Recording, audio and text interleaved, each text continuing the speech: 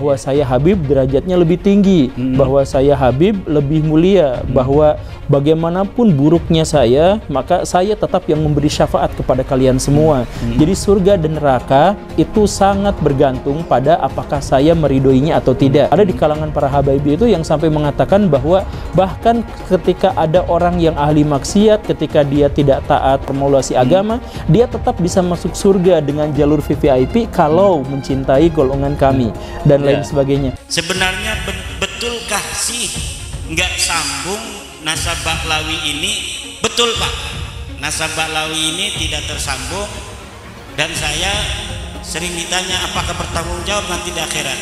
Saya katakan berulang-ulang, saya bertanggung jawab di akhirat bahwa Ba'lawi ini bukan turun Nabi secara ilmiah.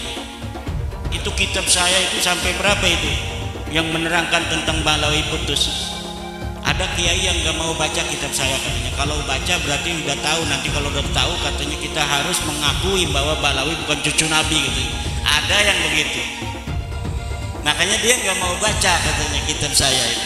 Kenapa sih dia masih kekeh ingin diakui sebagai turun Nabi? Apa sih enaknya gitu kan? Haplog grupnya saja itu sudah melenceng, tapi masih kekeh ingin disebut sebagai turunan Nabi. Ketika kitab nasab tidak ada yang mencatat mereka, kenapa mereka masih mau ngaku turunan Nabi? Ketika kitab sejarah sama sekali tidak mencatat nama-nama leluhur mereka, kenapa mereka masih mau mengaku sebagai keturunan Nabi? Orang-orang yang mengaku keturunan Nabi ini memang mendapatkan privilege tertentu dari masyarakat. Ba'lawi penjajah spiritual, ya, kebab al-ngedabrus, waduh, penjajah orangnya VOC, Ba'lawi rungkat. Masya Allah, satu Habib gila lebih mulia dari anjing gila. La ilaha illallah. Kalau berisik dengan suara Habib, azanin aja, tawain aja. Ya, kemunkaran itu wajib dicegah. Cara cegahnya apa? Kalau ente punya HP, balas pakai komentar yang baik, dakwain. Saya nggak nyuruh caci maki, nggak dakwain. Ente harus sunnah wal jamaah, bukan? Kalau sunnah wal jamaah itu percaya karomah. Nih dalilnya, buktinya Sabul Kahfi itu wali, bukan nabi, tapi kita terjadi keajaiban dan seterusnya. Itu udah diajarin, udah tahu ilmunya, pakein, sampein. Video si iblis Roma, setan akhir zaman. Kamu bilang apa tadi? Jangan sampai kita dijajah oleh manusia berjubah. Roma ini memakai gaya komunis, bertopengkan Islam. Ya benar sih kata orang, kadang-kadang iblis itu membawa dalil untuk memperkuatkan argumentasinya. Ya, ini PKI gaya baru yang dibawa oleh Roma Irama, ya, untuk mengadu domba umat. Ya, bukan mereka yang menjajah negara ini, melainkan kamu yang membawa gaya komunis Roma Irama. Kamu membawa paham ke PKI di negara ini. Ya, ini akhir zaman. Ya, sudah pasti iblis akan muncul. Ya. Kalau ada orang ini yakin dengan doktrinnya Habib itu, berarti dia meyakini ada orang yang istimewanya seperti Nabi Muhammad selain Nabi Muhammad. Dosa, dan ini keluar dari Islam. Kafir. Nggak tahu itu, dia ngomong seenaknya aja. Ya kan? Kalau orang yang alim mau ngomong salah tuh mikir-mikir. Kalau orang alim mau ngomong salah, mikir-mikir kok. Jadi saya salah. Itu nggak mikir loh, dengan enaknya ngomong. Yes, kalau saya ngecek ini orang nih goblok aja belum. Nah, orang kan goblok dulu baru pinter. Ini goblok aja belum. Ini goblok aja belum. Begitu. Katanya bahkan Kanjeng Nabi belajar nahwu bagus. Lah, iya, itu ada lagi yang baru tuh. Kanjeng Nabi belajar nahwunya sama Habib. Yang lucu ya, la ilaha illallah. Saya sakit hati betul ketika mereka mengatakan kalau tanpa Habib Indonesia ini masih nyembah pohon. Mawas. Enak aja cangkemnya ngomong. Kemana Wali Songo yang dakwah itu? Kalau tanpa Habib Indonesia ini masih dijajah oleh Belanda. Ini manipulasi sejarah, kita gak boleh diam. Saya ingin sampaikan, ini bukan gerakan rakyat aturan, ini gerakan pemerintah mestinya.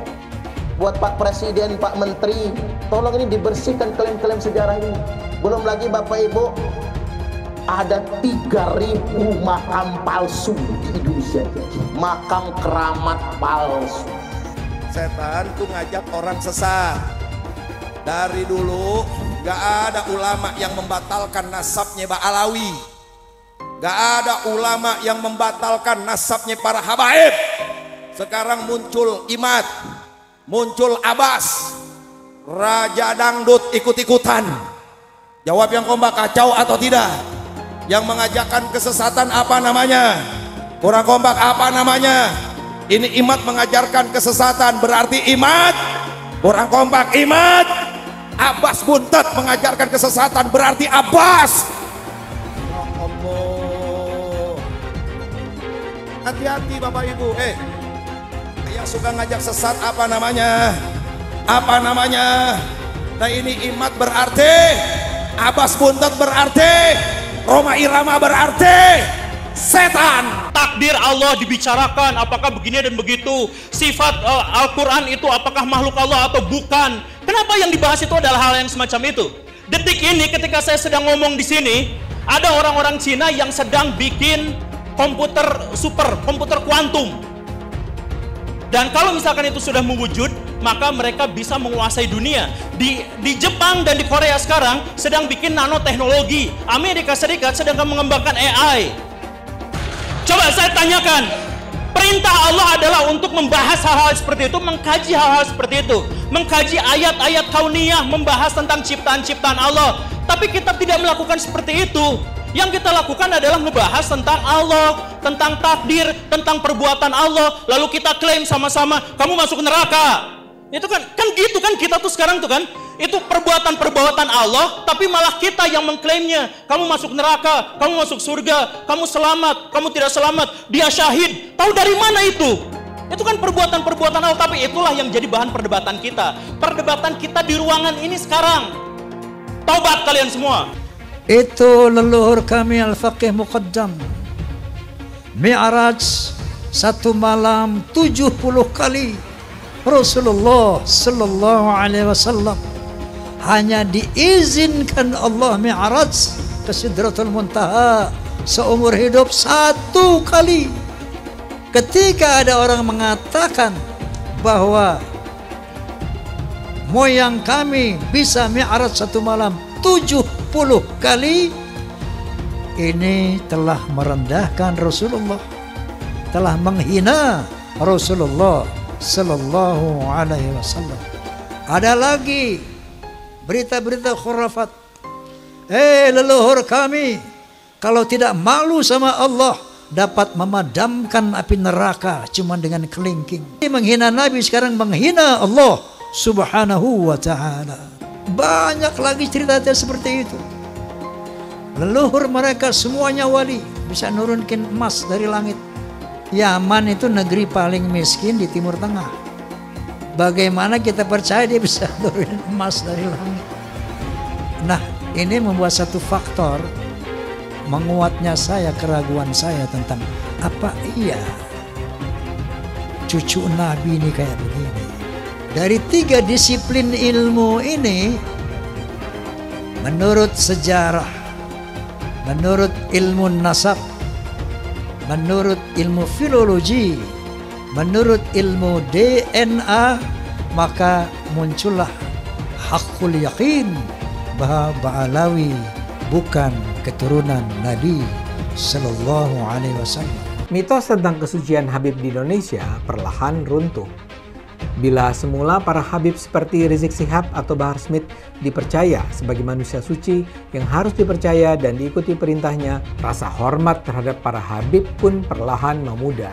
Di beberapa daerah saat ini berulang kali terjadi pembongkaran makam Habib Keramat. Pembongkaran makam ini adalah bagian dari gejala lebih besar pembongkaran kepalsuan tentang Habib sebagai keturunan Nabi Muhammad. Para Habib di Indonesia tidak bisa dianggap sebagai keturunan Nabi Muhammad. Para Habib seperti Habib Rizik Syihab atau Habib Bahar Smith justru melanggar ajaran Islam. Sudah saatnya masyarakat Indonesia tidak lagi percaya pada mitos-mitos tentang Habib sebagai keturunan Nabi yang suci. Habib Bahar berkata, 1 Habib lebih utama daripada 70 kiai. Yang ngomong bukan Bahar bin Smith. Itu saya lagi buka kitab, bukan lagi ceramah. Saya lagi ngajar santri, biar santri ini tahu Thariqah Ba'alawi syarifun wahidun, satu Habib afdal min sab'ina aliman, lebih utama daripada 70 alim. Kita lihat sedih sekarang di media sosial, ya Allah. Kalau ada ulama, ada habib, ada kiai bicara tentang karamah wali, dipotong, diolok-olok, diejek-ejek, dibilang halu, dibilang khurafat. Andai kata ada bicara karamah wali-wali Allah mendapatkan sesuatu yang ajaib, yang dahsyat, yang di luar nalar, itu memang bisa terjadi. Jangan juga ente ingkar. Kalau wali punya karamah menurut keyakinan Ahlussunnah wal Jamaah, namanya karamah wali itu ada, fakta, nyata. Wa man nafaha, siapa orang yang menafikan karamah wali, apalagi dia ejek-ejek, sampai dibilang khurafat, sampai dibilang halu, fan bilang karamah, buang jauh-jauh ucapannya. Ulama menolak Habib, bilang ulama menolak Islam. Tidak percaya pada Habib berarti tidak percaya Habib itu cucu Nabi lah, begitu. Maka itu sama saja dengan tidak percaya kepada Islam. Lama-lama akan tidak percaya pada Islam. Apakah Allah dalam Al-Quran pernah mengatakan bahwa Habib ini cucu Nabi? Sehingga kalau tidak percaya kepada Habib itu cucu Nabi, itu kita sama dengan tidak percaya kepada Allah. Tidak ada. Ketika membela nasab para habaib ini, minimal ada narasi-narasi ilmiah yang diungkapkan. Termasuk juga Ustadz Ar-Raji Hasim, ya.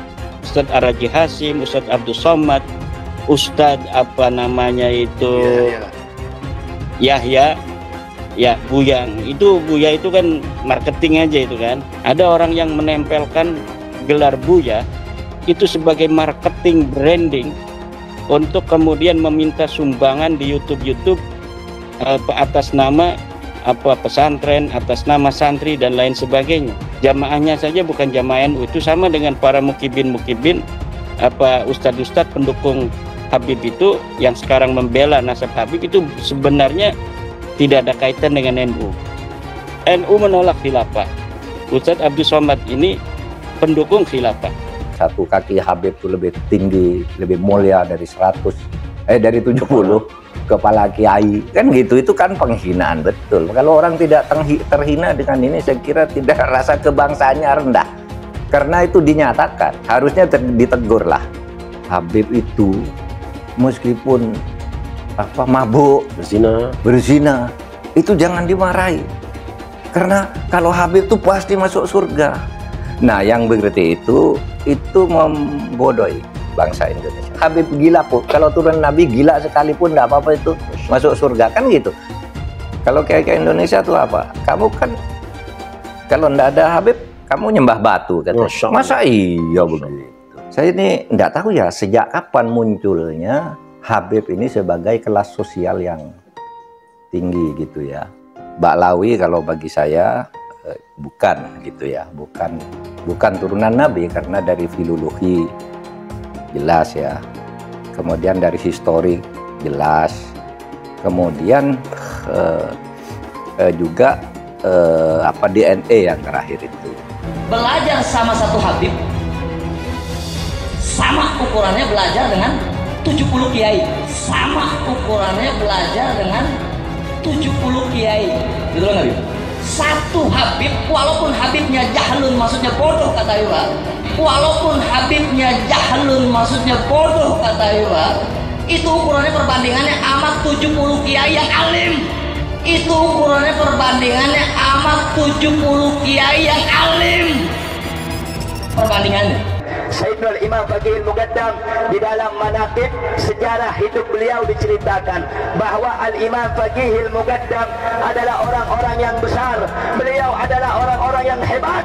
Bahkan diceritakan beliau pernah mi'raj, saudara-saudara, bertemu dengan Allah dalam satu hari 70 kali, saudara-saudara. Bertemu dengan Allah dalam satu hari 70 kali, saudara-saudara. Kalau aku tidak malu kepada Allah Ta'ala, maka neraka Jahannam itu akan aku matikan. Kalau aku tidak malu kepada Allah Ta'ala, maka neraka jahanam itu akan aku matikan. Al-Hamid ngeluarin rantai emas dari langit.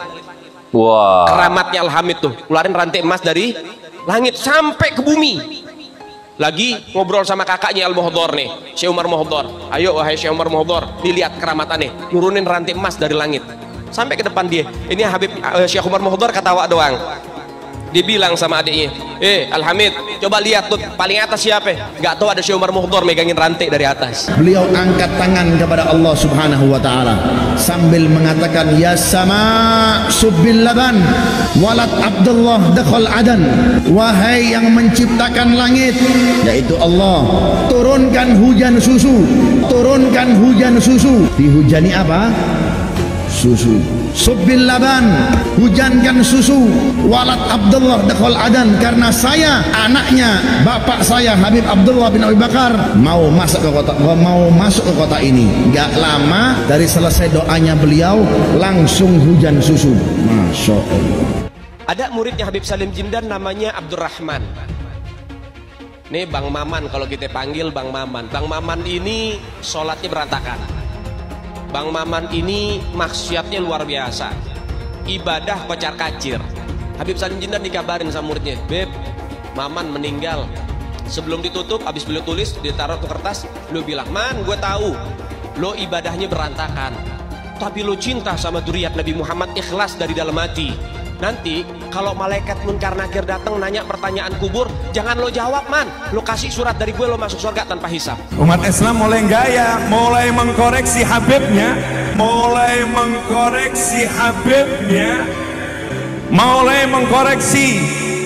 mengkoreksi ulama-ulama dari anak cucu Nabi Muhammad SAW. Orang yang seperti itu mirip dengan iblis. Orang yang seperti itu mirip dengan iblis. Sudah dijelaskan, orang yang mati bawa benci sama keluarga Nabi, bukan hanya umat Nabi dia keluar, saudara. Bukan hanya keluar dari umat Nabi, sampai dia keluar dari agama, keluar dari Islam, saudara sekalian. Artinya apa? Tidak ada kesempatan mendapatkan pertolongan dari baginda Nabi Muhammad. Man ahabbahum ahabbahallah. Siapa yang cinta dengan keluargaku para habaib, dzurriyyat Nabi Muhammad, ahlul bait Nabi, maka dia akan dicintai oleh Allah. Wa man abghadahum abghadahallah. Siapa yang benci kepada keluargaku, maka dia juga akan dibenci oleh Allah Subhanahu wa taala. Rasa kebanggaan saya terhadap Indonesia itu ternodai oleh sikap-sikap beberapa habaib dan para pejuang Indonesia itu diremehkan. Misalnya cerita bahwa proklamasi kemerdekaan Mei 17 Agustus itu karena bisikan Habib tertentu kepada Bung Karno, itu kan tidak pernah ada dalam cerita itu. Tidak ada Habib, cerita Habib ini tidak pernah ada di dalam sejarah, kecuali dulu menjadi Usman Yahya itu menjadi muftinya Belanda, yang mengharamkan kita melawan Belanda. Justru itu Habib yang jelas itu tertulis dalam sejarah. Kalau Habib berbisik ke Bung Karno kapan? Dan tidak pernah ada cerita itu. Nah kok sekarang lalu Habib, lalu para pejuang dihabibkan semua kan? Diponegoro, siapa lagi? Imam Bonjol. Wah itu kebanggaan orang Jawa loh, Diponegoro itu. Lalu dihabibkan. Habib dari mana? Limited edition ini. Muka-muka impor. Kalau lo kan muka lokal. Hidung pesek, pipi tembem. Mata belok. Persis kayak celengan Semar. Sekarang ada disebut hal rame, dibicarain di TikTok. Saya punya kakek yang udah dijelek-jelekin, Habib Utsman bin Yahya. Dia bilang antek Belanda. Zaman dulu itu Belanda luar biasa loh. Habib Utsman punya langkah. Beliau memang dalam kitabnya Manhajul Istiqamah ada membahas untuk tidak ada pemberontakan, tapi bacanya yang jelas, jangan cuma pas garis itu aja. Itu di situ disebutkan. Bahkan bukan cuma Habib Utsman, dulu almarhum Kiai Haji Hashim Asy'ari juga begitu. Bahkan bukan cuma Habib Utsman, dulu almarhum Kiai Haji Hashim Asy'ari juga begitu. Dulu almarhum Kiai Haji Hashim Asy'ari juga begitu. Ada namanya Kapiten Patimura. Kapiten Patimura ini adalah sosok kiai besar dari Maluku. Nama aslinya adalah Kiai Haji Ahmad Lusi. Memiliki pondok pesantren besar di Maluku, Indonesia bagian timur. Al-Habib Ali bin Abdurrahman Al-Habsyi Kuitang, beliau yang memfatwakan ketika tanggal 17 Agustus Soekarno membacakan teks proklamasi mendeklarasi daripada kemerdekaan Indonesia. Beliau di hari Jumat itu, ba'da Jumat beliau fatwakan. Sekarang saya fatwakan setiap tanggal 17 Agustus wajib pasang bendera merah putih di rumah-rumah kalian. Siapa yang nyuruh? Itu fatwa Habib Ali bin Abdurrahman Al-Habsyi Kuitang. Bendera merah putih, siapa yang memberikan instruksi kepada Bung Karno untuk membuat bendera merah putih sebagai bendera Indonesia? Itu adalah fatwa Al-Habib Idrus bin Salim Al-Jufri Palu Al-Khairat. Lambang negara Garuda, siapa yang buat? Al-Habib Asy-Syarif Hamid Al-Gadri dari Pontianak, keluarga baginda Nabi Muhammad. Lagu 17 Agustus, Pramuka, lagu syukur, siapa yang buat? Al-Habib Husain Al-Mutahhar dari Semarang, dzurriyyah baginda Nabi Muhammad. Jadi Anda jangan berpikir, ini habaib di Indonesia jasanya apa? Banyak, itu yang baru kecatat. Itu yang baru ketahuan. Masih banyak lagi daripada keluarga Nabi Muhammad yang tidak mau masuk buku karena perjuangannya ikhlas karena Allah dan Rasul. Siapa Imam Bonjol? Semua pasti bilang pahlawan. Betul apa enggak? Imam Bonjol pahlawan Indonesia bukan? Pahlawan nasional bukan? Sekarang siapa namanya Imam Bonjol? Al-Habib Muhammad Syahabuddin, beliau habaib dari kalangan bin Syahab. Imam Bonjol itu bin Syahab, masih daripada kakeknya Habib Rizik, saudara sekalian.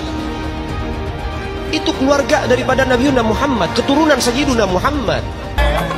Habib Rizik, Habib Rizik guru NU. Habib Rizik, Habib Rizik idola NU. Indonesia terbesar di dunia. Bangsa ini akan aman, bangsa ini akan sejahtera, bangsa ini akan makmur selama anak cucu Nabi Muhammad SAW tidak diganggu, tidak diusik, dimuliakan, dicintai, disayangi. Karena apa? Ada doa dari kakeknya, pemimpin kita semua, baginda Muhammad Sallallahu Alaihi Wasallam.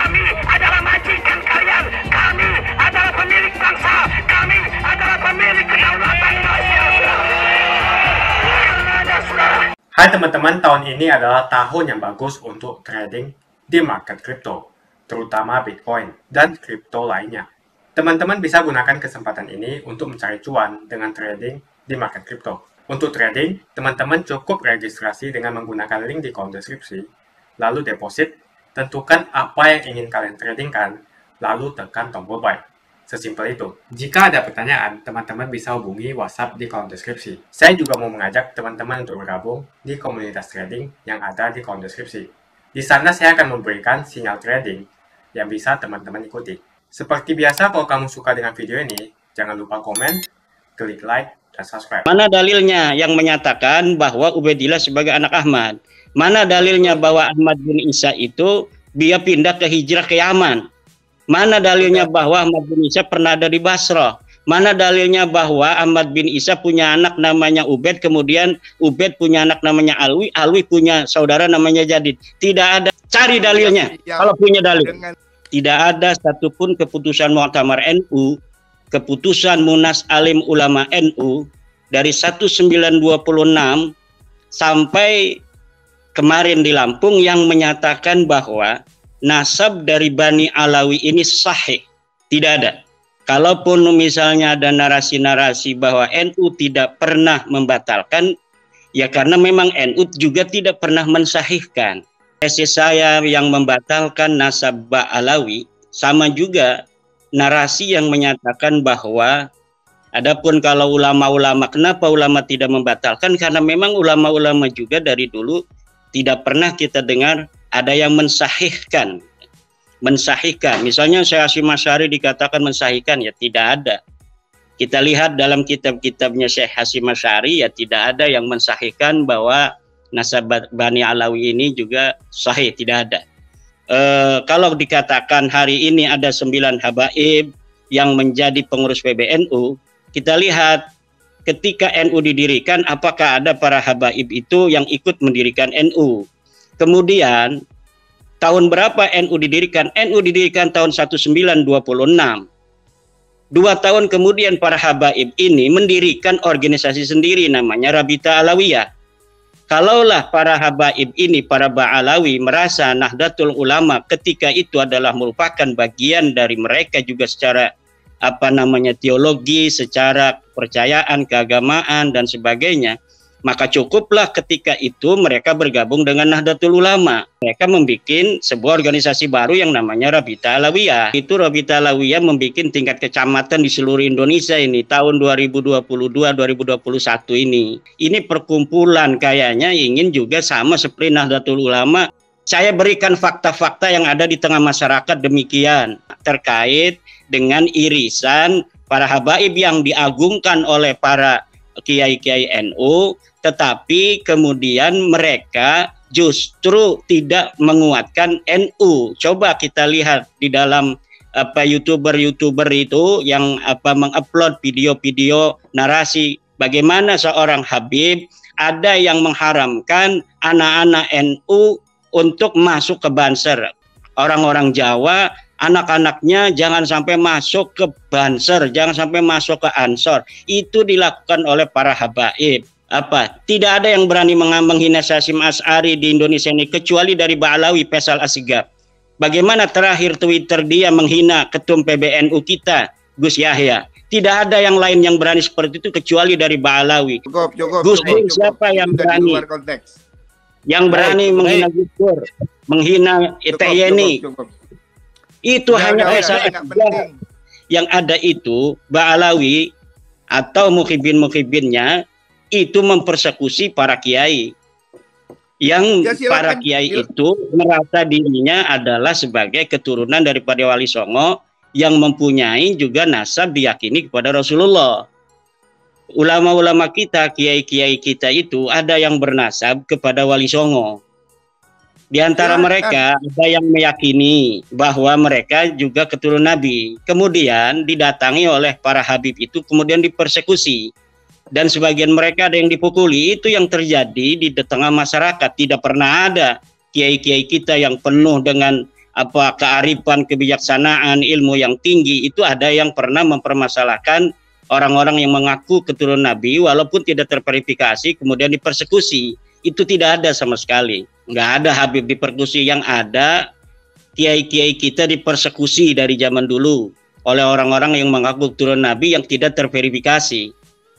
Yang didawir-dawir oleh para kabib-kabib oknum itu adalah para kiai pesantren. Dimintain uang 5 juta, 10 juta, 20 juta, bahkan ada yang 100 juta, itu kalangan pondok pesantren. Jadi ada kaitan. Kenapa tulisan-tulisan saya tentang bahwa nasab Ba'alawi ini batal itu ditaruh di Rabita Mahdi Islamiyah. Mereka para kiai-kiai berterima kasih. Semenjak isu nasab ini batalnya mereka itu diketahui publik, mereka tidak lagi datang para kiai untuk minta-minta uang. Dan kalau misalnya ada sebuah narasi harus dihentikan ini pembahasan nasab, yang harus dihentikan adalah pengakuan Ba'alawi sebagai keturunan Nabi yang tidak terverifikasi yang harus dihentikan. Karena secara kajian nasab dia terputus, secara kajian DNA dia bukan bangsa Arab Acan, dia bukan keturunan Bani Quraisy. Dia bukan keturunan Bani Hashim, dia bukan keturunan Ba'alawi, dia bukan keturunan Nabi Muhammad. Ini yang harus dihentikan, pengakuan sepihak sebagai keturunan daripada Nabi besar Muhammad SAW. Dan ini saya kira sudah waktunya PBNU atau MUI untuk mengeluarkan sebuah maklumat bahwa memang Ba'alawi ini bukanlah keturunan baginda Nabi besar Muhammad SAW. Saya tantang bahwa nasab Ba'alawi ini sahih. Saya tantang untuk berdiskusi dan membawa dalil-dalil kesahihan itu. Saya yakin mereka tidak akan bisa untuk membawakannya. Mana dalilnya yang menyatakan bahwa Ubaidillah sebagai anak Ahmad? Mana dalilnya bahwa Ahmad bin Isa itu dia pindah ke hijrah ke Yaman? Mana dalilnya bahwa Ahmad bin Isa pernah ada di Basrah? Mana dalilnya bahwa Ahmad bin Isa punya anak namanya Ubaid, kemudian Ubaid punya anak namanya Alwi, Alwi punya saudara namanya Jadid? Tidak ada. Cari dalilnya. Kalau punya dalil. Ada potensi dikembangin, di branding. Makanya bagaimana cara membatalkan kewalian mereka? Nggak usah dibatalin, tadinya juga nggak sahih kok. Udah batal sendiri, orang nggak pernah sahih, kok gimana cara ngebatalinnya? Habib-habib ini sering sekali menggelar aksi unjuk rasa yang dinamakan sebagai aksi bela rakyat. Rakyat yang mana yang kamu bela? Lagian tujuan dari demo itu untuk mendesak Presiden Jokowi untuk turun dari jabatannya. Yang jelas dalam video tersebut, Hanif Alatas meneriakkan bahwa dia adalah majikan. Warga yang pribumi dikatakan sebagai budak oleh Habib dari Yaman. Cek dulu dong apakah kamu memang Habib asli. Para pengikut dan umatnya lebih parah lagi, mau saja dijadikan budak oleh Hanif Alatas. Pribumi harus bangkit, jangan mau lagi diinjak-injak oleh Arab Yaman yang ngaku-ngaku sebagai Habib. Saya mengajak para pribumi untuk bangkit, memiliki jiwa nasionalisme, rasa persatuan, dan kesatuan yang tinggi. Jangan mau lagi dikibuli oleh orang-orang seperti Bahar Smith dan Rizik Syihab yang ngaku-ngaku sebagai Habib. Kebangkitan pribumi ini merupakan langkah untuk mengajak rakyat Indonesia memiliki kesadaran agar mampu memperjuangkan Indonesia untuk tidak menjadi budak bangsa lain, terutama Arab Yaman. Orang-orang seperti Bahar dan Rizik Syihab, mereka ngaku-ngaku sebagai Habib. Bisa saja mereka Habib palsu, karena tidak ada pembuktian cek keturunan bahwa betul mereka adalah keturunan Nabi. Jangan terus mengibuli masyarakat dengan menjual nazab. Jual nazab untuk mengumpulkan pundi-pundi rupiah dan kaya raya dengan mengibuli masyarakat. Lihat si Bahar dan si Rizik, dari miskin jadi kaya. Bahar Smith yang dulunya tidak punya mobil sekarang mempunyai banyak koleksi mobil-mobil mewah. Kalau mobilnya dijual semua, mungkin mencapai hingga puluhan miliar. Yang menjadi pertanyaan, apakah dia membayar pajak? Lalu dari mana penghasilan miliarannya itu? Dengan ceramah dan menjual ayat, si Bahar Smith bisa membeli mobil mewah yang harganya miliaran. Coba cek pajaknya. Apakah dia membayar pajak? Tidak pantas seorang mengaku cucu Nabi, tapi kelakuannya tidak ada kesopanan sama sekali. Ada juga murid dari Bahar Smith yang mengatakan satu Habib bodoh sama dengan 70 kiai alim. Mau sampai kapan bangsa Indonesia mampu dia menahan diri dan membiarkan bangsanya sendiri dihasut, diadu domba, diperdaya dan diperalat, bahkan diperbudak oleh manusia-manusia keturunan Yaman yang notabene pendatang dan belum jelas juga Habib asli atau bukan. Disuruh lakukan cek keturunan, dia takut, gak berani. Berani tidak mereka yang ngaku Habib itu lakukan tes untuk membuktikan mereka betul keturunan Nabi? Kalau para Habib tidak berani melakukan tes, jangan disanjung-sanjung. Apalagi ajaran yang disampaikan penuh dengan ujaran kebencian, seperti Bahar Smith, Rizik Syihab, dan penceramah-penceramah lainnya. Tak usahlah panggil Habib-Habib, seakan-akan keturunan Arab kastanya lebih tinggi dari keturunan pribumi atau keturunan Cina. Seakan-akan Cina dan pribumi di bawah orang Arab. Namun Cina sudah menjadi nomor 1 di dunia. Dan saya percaya Indonesia akan menjadi negara maju dengan mayoritas pribumi. Seharusnya Arab Yaman harusnya belajar dari negeri Cina. Seperti kata kitab suci, belajarlah sampai negeri Cina. Begitu saja opini saya hari ini. Tuliskan opini kalian tentang Bahar Smith di kolom komentar. Jika kalian setuju dengan pendapat saya, ayo tekan like di video ini. Dan bagikan video ini ke teman dan family Anda supaya mereka semua mengetahui tentang informasi ini. Tekan tombol subscribe dan bunyikan lonceng notifikasi supaya kamu tidak ketinggalan.